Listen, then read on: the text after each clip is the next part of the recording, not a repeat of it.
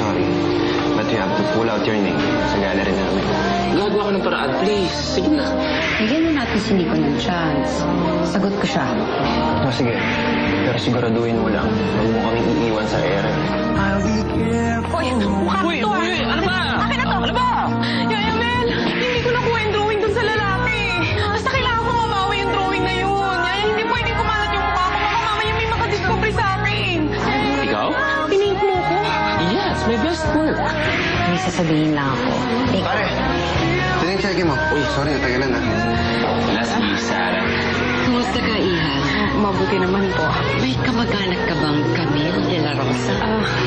Pasensya na po, Nico. I really have to go. Meron po ba kayong kakilalang Camille de la Rosa? Wala po. Sigurado ho ba kayo? Baka kamag-anak ninyo siya.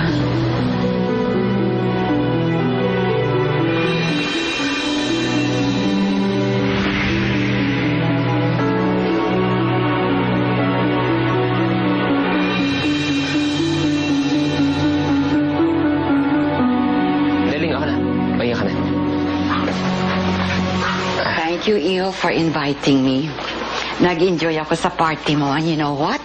I love all of your paintings. Ang gaganda. Thank you po, Lola.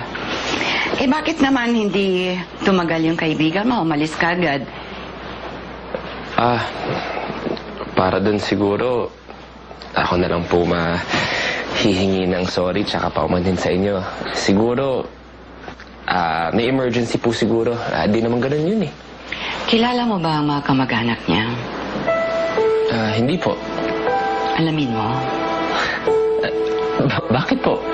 sa tingin ko, isa sa mga kamag-anak niya ang may kinalaman sa pagkamatay ng lolo Raul mo. Lola, ni Lolo Raul? Yung kuya niya po? 1944 po siya nung namatay. Wala naman, ang tagal na po noon. Oo, pero hindi ko pa rin nakakalimutan. Kung kamag-anak na ng kaibigan mo, ang Camille de la Rosa na yun. I don't want you to have nothing to do with her.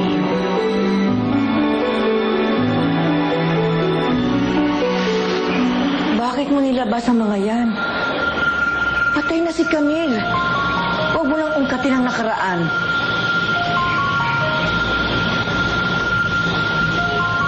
Kahit anong gawin ko, Yaya, hindi ko matakasan itong nakaraan.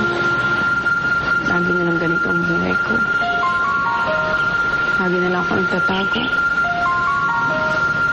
Hindi ako pwedeng tumira sa isang lugar na matagal. Hindi ako pwedeng makipagkaibigan. Hindi ako pwedeng magmahal. Nakakapagod, Yaya. Sarah, huwag kang mawala ng pag-asa. Mahahanap mo din ang gamot na kailangan mo para mamuhay ng normal. Sana nga. Gusto ko na maging katulad yung lahat. Gusto ko nang mamatay.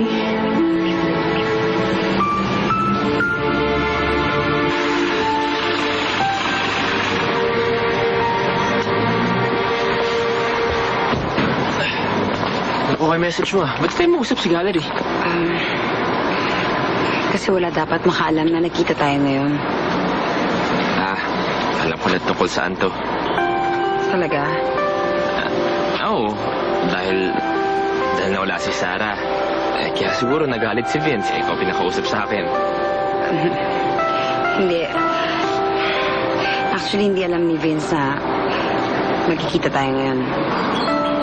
Bakit may problema? Ewan ko. Hindi na ako masaya kay Vince. Katrina, bakit naman? Di ba, college pa lang kayo na? Yun nga eh. Ewan ko, lahat naman ng gusto ko binibigay niya. Mahal niya ako. Ewan ko, pero kahit anong gawin niya, hindi ko siya kayang mahalin ng buo. Kasi hindi siya ikaw. Mahal kita, Nico.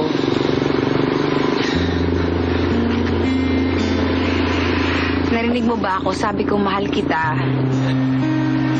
Katrina, hindi naman kasi ganun kadali yun, di ba? Best friends tayo eh. Ano ngayon? I wanna be with you. Katrina, I'm just a struggling artist. I don't care. Yung sinabi ko na maghanap ka na ibang trabaho, sinabi ko lang yun dahil ayoko na na-frustrate ka dahil hindi ka nakakagawa ng bagong painting. It's because I care. Katrina, listen to me. Okay, I love you. Mahal kita. Pero bilang kaibigan, Is it because of her? Yung Sarah na yun? pwede ba? Huwag mo nang idamay si Sarah sa usapan. Sorry.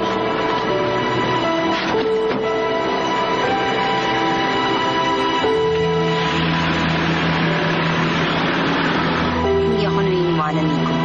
Mamahalin mo rin ako, pinapangako ko yan.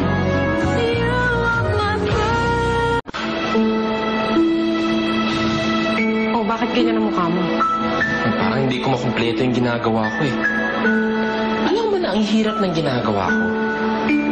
Lahat ng to base sa nararamdaman ko. Kung may problema ako, may pinagdaraanan ako eh. Ang hirap-hirap na para sa akin. Dahil ba sa akin? Nico, pasensya ka na ha. Ano, nangyari kagabi? Sinabi si Katrina? Hindi na naman niya kailangan sabihin sa akin eh. Pasensya ka na talaga. Bigla akong umalis ka agad. Wala naman ako intensyon makabastos eh. Wala yan, Sina. Okay din. Yung lola mo, may nasabi ba siya tungkol sa akin? Wala. Pero, medyo nagtampo. Ay, pero wala yun. Ganun naman talaga mga lola, di ba? Mawawala rin yun. Ikaw ba may lola ka pa? Hindi. Wala na. Wala na? Mga magulang mo? Hindi, matagal na rin silang wala. Eh, di paano yun? Bata ka pa lang... Oy, alam mo, ito na eh. Ito na naman tayo. Bumabalik na naman tayo dun sa ayokong ginagawa natin, yung pinag-uusapan yung tungkol sa sarili ko, dahil di ba nga hindi ako komportable. So, wag na. Okay na yan. Ang sa akin lang, syempre para mas makatulong ka sa paintings ko, gusto kong mas makilala kita. Eh, hindi naman ako ang subject mo eh. Hindi ba? So, huwag mo na akong kilalanin ng gusto. Okay na yun na nandito lang ako nagbabasa, ha? O, magbabasa na lang uli ako. Sige, mag-paint ka na lang. Ano pong ginagawa ng isang genetic scientist? Bago ka kumirit, hindi personal yan. Tungkol sa science ang tinatanong ko, ha? Oo na, sige na. Eh, di ba lahat naman kasi ng tao may genes? So, yung ginagawa namin, pinag-aaralan namin yung genes ng lahat ng tao. Para saan? Hindi para tulungan ang mga tao, lalong-lalo na yung mga may kapansanan. Katulad ng latest research ko, bakit may mga taong madali magkasakit, tapos meron ng mga taong hindi nagkakasakit. May ganun ba? Hoy! Alam naman ng lahat na lahat ng tao, kahit sino ka pa, ay nagkakasakit. Ano ka ba? May mga ganong case. May mga tao na madali magkasakit. At meron naman talagang malalakas ang katawan na hindi tinatabla ng sakit. So, isa pa, inaaral din namin yung mga tao may deformities, may abnormalities sa katawan. So, yun, through our study, nalalaman namin kung anong tamang medicine and vaccine para sa kanila. Ganun. Sa akin lang, parang pinapakialaman yung kalikasan eh. Anong pinapakailangan namin ng kalikasan? Ano ka ba? Tinutulungan nga namin yung mga may kapansanan eh. Basta ang sa akin lang, kung ano yung estado na binigay sa'yo ng Diyos, dapat tanggapin mo.